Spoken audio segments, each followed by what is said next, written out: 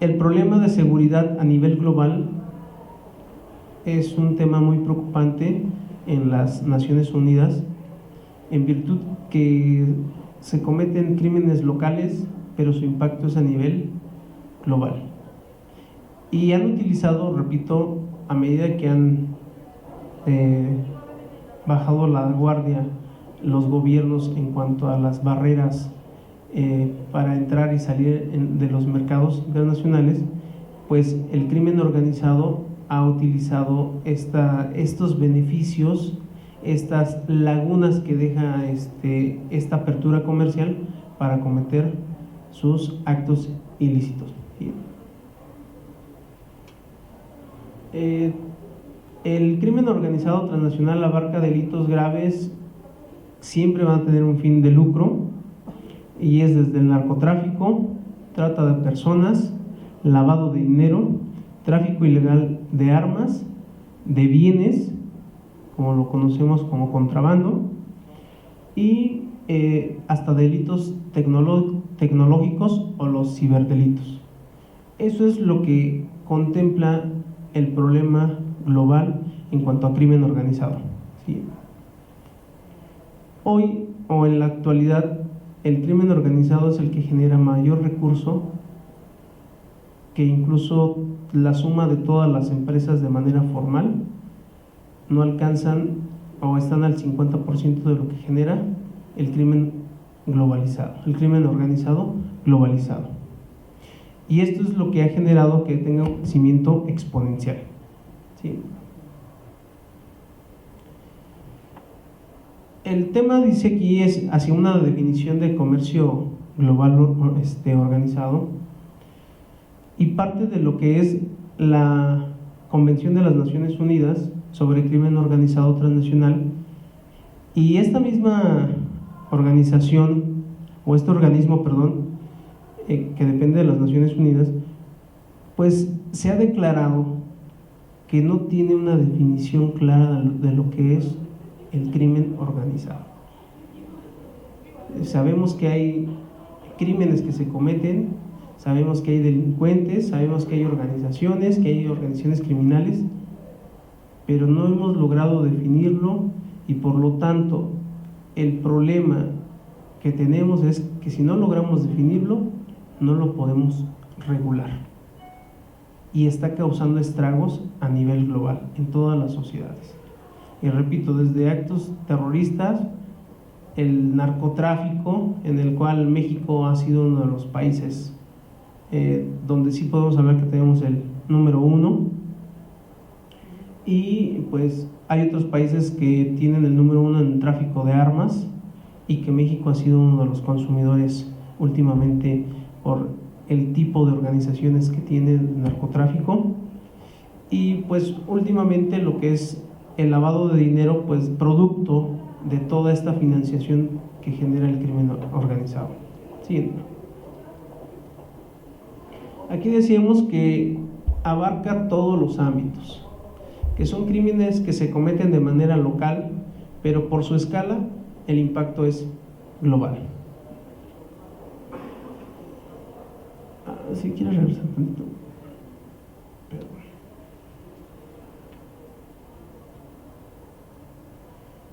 Aquí dice delitos en todos los ámbitos, tanto local, regional y por supuesto global, que se van modificando en el tiempo. A esto le llamamos relatividad jurídica.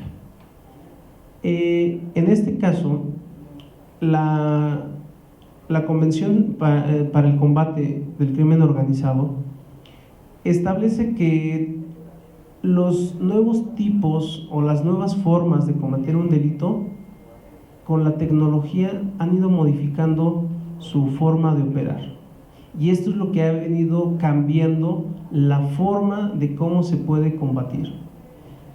Lo que hoy se está cometiendo de una forma, mañana ya cambió radicalmente, y el crimen organizado o las organizaciones criminales están buscando siempre en la innovación cómo favorecerse de todos los sistemas jurídicos y de las lagunas jurídicas que existen en los países, en su marco jurídico. Entonces, A esto le llamo relatividad jurídica, o a esto le llamamos relatividad jurídica, porque cada país, cada sistema jurídico contempla al crimen o a los delitos según las costumbres y según la forma en que se comporta su sociedad. Es decir, lo que en México es grave, en otro país puede ser menos grave. Lo que en México es menos grave, en Estados Unidos es muy grave. Y si hoy vimos las noticias, lo que nos decían es que no puede ser extraditado a Estados Unidos el Chapo Guzmán, porque en algunos estados de la Unión Americana está la pena de muerte. Entonces, si cometió homicidio aquí en México, pues no tenemos la pena de muerte, pero si va a Estados Unidos, en algunos estados donde tiene esa persecución, sí existe la pena de muerte. Entonces, esta relatividad jurídica que se da en tiempo y espacio es lo que condiciona o es lo que favorece a que el crimen global vaya creciendo de manera exponencial, porque cada país con su sistema jurídico, con su marco jurídico, pues va dejando ciertas lagunas, y en esa escala valorativa pues se va permitiendo a que el grupo criminal, que va teniendo esa extensión de manera global, pues va aprovechando los beneficios que les da cada sistema jurídico. En México se ha transformado y ha cambiado de muchas formas este crimen organizado. En la actualidad se está trabajando para regular la responsabilidad de los menores, porque el crimen organizado encontró que en México los menores de edad no tienen esa responsabilidad penal, y por eso encontramos niños desde los 10, 12 años que ya están participando en una organización criminal. Y así, si vamos buscando en cada país, tienen ciertas lagunas que permiten que el crimen organizado se vaya beneficiando y vaya obteniendo. Por eso lo que dice aquí es de impacto local, o se genera de manera local y tiene un impacto global, porque el crimen organizado va aprovechando esa estructura que tiene cada país, y cada recoveco que tiene el sistema jurídico lo va aprovechando para su beneficio. ¿Sí? El objetivo que diseñamos en esta investigación es poder determinar qué tan difícil es llegar a esa definición a nivel global para poder combatir el crimen organizado. Siguiente. La justificación pues es más que obvia, pues porque el impacto que tiene el crimen organizado en todas las economías, en todos los países, es trascendental. Y decíamos, o a partir de hace un momento, lo que genera el comercio formal es la mitad o menos de la mitad de lo que genera el comercio informal. Siguiente. Bueno, esta es una metodología de carácter cualitativo, un estudio exploratorio, fenomenológico, y lógicamente es no experimental. ¿Sí? Y aquí vamos a partir de dos conceptos o de dos cuestiones muy básicas: lo que es concepto y definición. ¿Cómo vamos a llegar a lograr nuestro objetivo? Vamos a entender que concepto, ¿sí?, es la acción de concebir, es decir, cada quien puede, según su percepción, según su grado de conocimiento, puede establecer una idea de lo que está percibiendo en la realidad. Es el concepto. Y definir es delimitar, es poner límites a esas concepciones. Es decir, el concepto viene siendo una tesis aislada de cada persona de cómo entiende la realidad, pero la definición es de manera más universal, más generalizada, en donde las ideas son más aceptadas y esa percepción de la realidad es aceptada de manera universal. De aquí es donde partimos.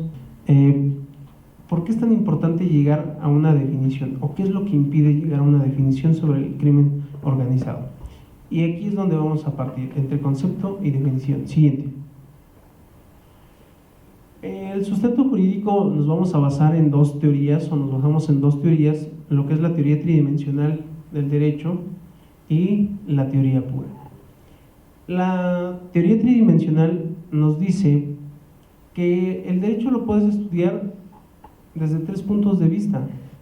Depende de cómo lo quieras estudiar y de dónde lo quieras estudiar.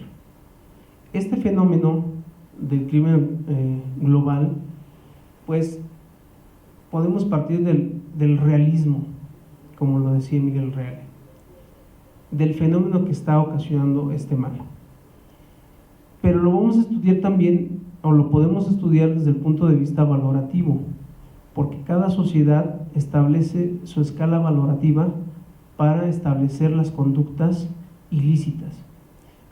Y repito, en algunas sociedades lo que es grave, en otra sociedad no es tan grave. Entonces, hacer un estudio para entender el por qué no se puede llegar a una definición del crimen organizado global va en virtud de la escala de valores de cada sociedad.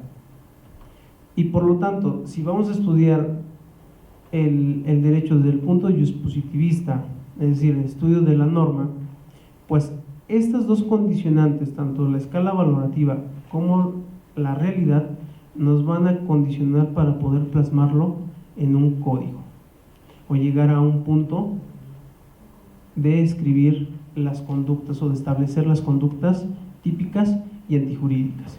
Siguiente. Siguiente, por favor. Siguiente.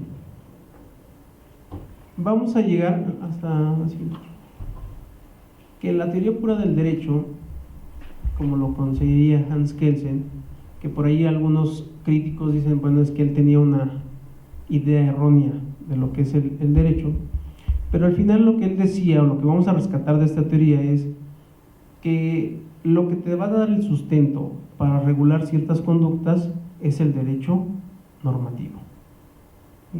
Entonces, lo que tienes que estudiar es la norma. Para llegar a una definición de sobrecrimen global, pues, y combatirlo efectivamente, pues necesitamos normas que establezcan de una sola forma. Aquí ya podemos hablar de una armonización de normas a nivel internacional para lograr entender de una sola manera lo que es el crimen organizado global. Algunas naciones pues, todavía no están pensando qué es lo que sucede con el crimen organizado, y esa es una de las condicionantes, porque algunos países, lamentablemente algunos gobiernos, pues viven también de estas conductas ilícitas. Algunos países o varios países participan del crimen organizado. La corrupción en todos los países, en el gobierno, en todos los países, pues ha afectado y ha limitado lograr combatir esta forma. ¿Por qué? Porque los gobiernos, al beneficiarse de estas actividades ilícitas, pues no les conviene regularlas. O si las regulan, pues hay una colusión donde se da la corrupción y por lo tanto aquí hay impunidad y castigo, en el castigo de estas conductas ilícitas. Entonces hay muchas cuestiones que limitan esta concepción o esta definición, porque cada quien puede concebir el crimen organizado de una forma diferente, y a esto le llamamos la relatividad jurídica. Pues cada uno en su forma y en su escala de valores lo contempla, pero esto está limitando a que exista un control o un combate efectivo a nivel global del crimen organizado. Entonces, como dice la teoría pura del derecho, si no hay norma, ¿cómo puedes combatir algo que no estás regulando o algo que no estás estableciendo como una conducta antijurídica. Siguiente, por favor. Siguiente. Vamos a los resultados. Entonces, lo que encontramos en esta investigación es que cada país tiene diferentes criterios de sancionar los crímenes y los delitos. ¿Cuál sería la diferencia entre delito y crimen? Pues crimen puede estar regulado o no estar regulado, y delito es el acto ilícito que está ya contemplado o tipificado, que ya está plasmado en una norma y se ha catalogado como una conducta antijurídica. Pero repito, aquí lo que hemos encontrado es que en algunos países esas conductas, no todas, generalmente no son antijurídicas, y manifestamos que el que algunos gobiernos participen en estas actividades ilícitas limitan su regulación y su combate. ¿Qué es lo que necesitamos? Lo que necesitamos para llegar a una definición, a una homologación, es una armonización de todos los sistemas jurídicos, un estudio y una reestructuración de los tipos penales a nivel mundial. En algunas veces se ha propuesto que se hable de un código global para establecer estas conductas, pero críticos muy nacionalistas dicen que esto es una violación a la soberanía. Por lo tanto, hablar de un código global que obligue a los gobiernos a respetar y que castigue a los criminales, pues es impensable, porque está en cuestión o está en juego la soberanía. Entonces aquí lo que podemos proponer es una armonización de los sistemas jurídicos, y en este caso armonización de los códigos penales para establecer estas conductas ilícitas y estas conductas antijurídicas de la misma forma, por lo menos en los países miembros de la Organización Mundial del Comercio y la Organización Mundial de Aduanas. De esta forma se podría combatir de manera más efectiva el crimen organizado.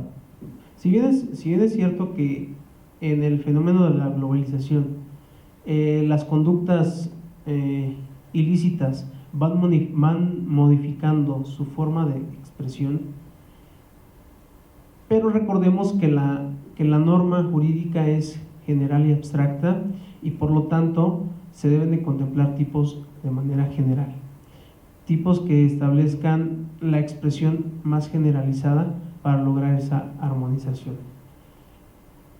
Sé que hablamos de una cuestión donde implica muchas cuestiones de intereses, y cuestiones de intereses económicos para ciertos gobiernos, y repito, porque hay gobiernos que se financian de estas actividades.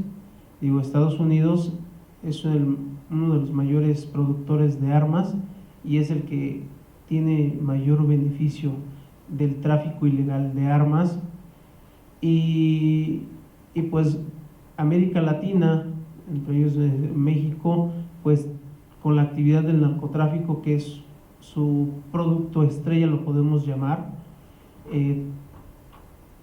ahí es donde se encuentra esa limitante de armonización de los sistemas jurídicos. Siguiente, por favor.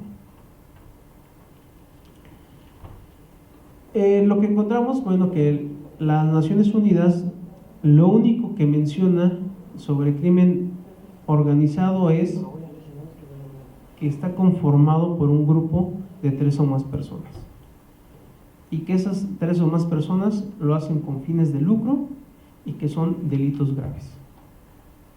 ¿Y qué es un delito grave? Define las Naciones Unidas. Pues son aquellos delitos que tienen una pena mayor a 4 años. Y entonces revisando en algunos códigos locales, pues la trata de blancas o la privación ilegal de la libertad, que no siempre cae en secuestro según los tipos penales, pues la punibilidad es de menos de 4 años, es 3 años. En algunos, en lo que es el acopio de armas, pues algunos estados tienen 3 años. En otros países igual, en el caso de Argentina, pues maneja esto igual como 3 años. Entonces, decimos aquí, no hay delito grave. Entonces, ¿cómo puedes frenar el tráfico de armas si lo que estás manejando es una punibilidad por posesión de arma de 3 años? Entonces, ¿cómo puedes combatir algo que no lo estás catalogando en tu esquema nacional como un delito grave? Y entonces, de lo que podemos ver en las láminas primeras de los crímenes que se cometen, el narcotráfico pues va de un rango de 10 a 25 años y dice, ese sí tiene el grado de delito grave y por lo tanto ese sí entra en la definición de crimen organizado. Pero de ahí, si vamos bajando, pues los crímenes cibernéticos, apenas se está trabajando en México, un ejemplo, sobre la suplantación de identidad. Y eso porque está creciendo, dice el SAT, en México está creciendo a pasos agigantados. Delitos de fraude, extorsión, clonación de tarjeta, pues no tienen una punibilidad alta. Incluso en lo que es la victimología, pues lo que maneja esta rama del derecho es que la víctima lo único que busca es el resarcimiento del daño, y por eso en México se maneja lo que es la justicia alternativa. Muchas veces cuando llegan a lo que es la denuncia, si es que llega la denuncia, porque esa es otra de las condicionantes, el no tener alto grado de denuncia, si llega la denuncia, pues el Ministerio Público te manda a lo que es la justicia alternativa, porque no es un delito grave. Y entonces convienen las partes, y si hay un resarcimiento del daño, ahí se da el carpetazo y queda. Pero ¿cuántos, repetimos, en México, como en otros países, hay bajo nivel de denuncia y hay un alto grado de no cumplimiento, de no sanción, de impunidad? Entonces, la impunidad y la corrupción van de la mano para que beneficien el crimen organizado. Y ya para cerrar, llegar a las conclusiones, no sea más largo esta ponencia, pues para llegar a una definición, a ese entendimiento generalizado de lo que es el crimen global, pues lo que se necesita aquí es combatir lo que es la corrupción, combatir la impunidad, trabajar en lo que es la denuncia y trabajar en la armonización de los sistemas jurídicos a nivel global. De esta forma podemos trabajar y hablar de una definición de crimen global o de crimen organizado transnacional, como lo maneja las Naciones Unidas, para combatirlo. Mientras no se haga esta armonización, el crimen global va a seguir incrementándose ante la ausencia de una norma jurídica que estipule los tipos penales de estas conductas ilícitas. Entonces, esa es una de las limitantes y esa es la imposibilidad ante el cual las Naciones Unidas ha vertido su expresión de no contar con una definición de crimen organizado transnacional. Entonces, en la medida que los gobiernos trabajen sobre estas 3 cuestiones, pues van a lograr ponerse de acuerdo para que se trabaje en el combate de manera efectiva al crimen organizado global. De esta manera termino mi participación.